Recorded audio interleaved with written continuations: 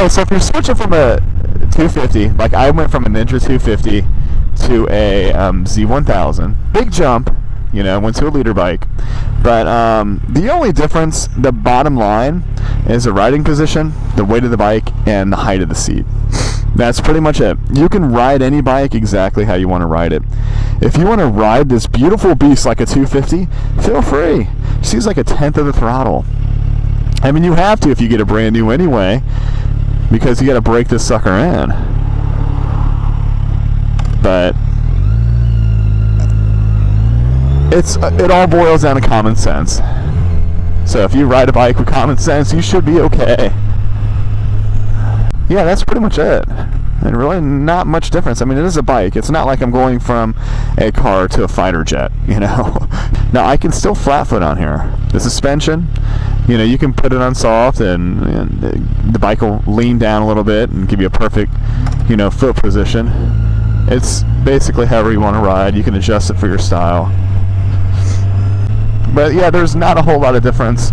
Speed-wise, yeah, this thing will move. And you know, honestly, I do feel more safe on a 1000 and 250 because the tires are that much bigger. You just feel like you have more on the road. It's just like any other bike. If you ride a bike, you're not going to rip on that throttle 100% until you're used to the bike. So it doesn't matter if you're going from a 250 to a 600 or even going down from a 1000 to a 600, there's an adjustment period on every bike. So basically what I've noticed with this bike is I use about a tenth of the throttle. I'm still in the adjustment period, and plus I'm in the break-in period too, so I can't really get on it. I can't take it over 4,000 RPM until I hit at least 500 miles. But I basically sold the 250, then went up to State 8 and picked this up and rode it home. It was a little intimidating just because it's as intimidating as getting any other bike, especially when you have like a 45-minute drive on your first ride. So that was the only intimidating part. The power, you don't have to use the power. It's there if you need it, or if you get used to the bike, but you don't have to use it, especially when you're in the adjustment period. So the only major difference, the only problem I'd foresee is if you went from like a cruiser to a crotch rocket. You know, that would take some time because it's a totally different riding style. But engine size, you know, take precaution. Of course, everybody's different. This is just from my experience. Is I didn't have any problem transition-wise. I mean, and this thing's a rocket. I mean, the only difference between a 250 and this is basically how much you use the throttle.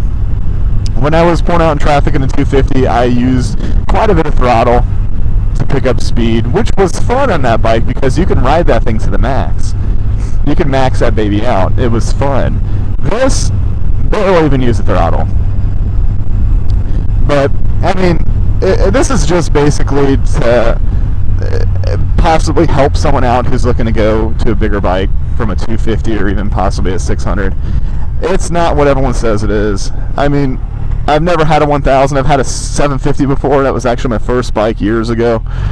And they basically made the 1000 have to be some kind of, you know, killer or something, you know, like some kind of untamed beast. And it's not. It's a bike, man. If you can ride a bike, you can ride any bike. So I don't want people out there, you know, jumping on something that they're not ready for. You know, you know, like I said, the 250 wasn't my first bike, but I got used to it, rode it for over a year, about a year and 3 months, and then I jumped onto this and didn't have any problems. So it is the same riding position. It does have an upright seating position like that 250R. It's not like, you know, a super sport. But, so I'm staying in the same riding position. But like I said, no problems. I love it. It's nice to barely give this thing throttle and take off and get up to speed really fast. But yeah, I just have some confidence. Don't listen to people, you know, and there's nothing wrong with the 250s. I love the 250s. They are awesome bikes. They're fun to ride. But yeah, if you're looking to go for a bigger bike, go for whatever you want, man. I mean, here's the thing: if you ride like a hooligan, you're gonna have hooligan problems, you know, with the police, with the pavement, and with other cars. I mean, a 250 could be deadly for someone who rides like an idiot. Just the same as a 1000. You respect any bike you're on. You ride it like you have some sense. Don't be an idiot, and you'll be fine. That's my 3.5 pesos worth of advice. And also, you know if you're ready for a upgrade. You know, I mean, if you can ride your 250 or 600 really well, yeah, you can upgrade. You can ride whatever you want. Now, I'm not saying go out and get a ZX14 and open it up 100% the first day you got it. I'm not even saying open it up halfway. Just ride it like you got respect for the bike, you know, and for yourself, and for other people out there. I mean, we're getting a pretty bad name. People don't like bikers. They really don't like us, man. But just gotta watch out for yourself out here.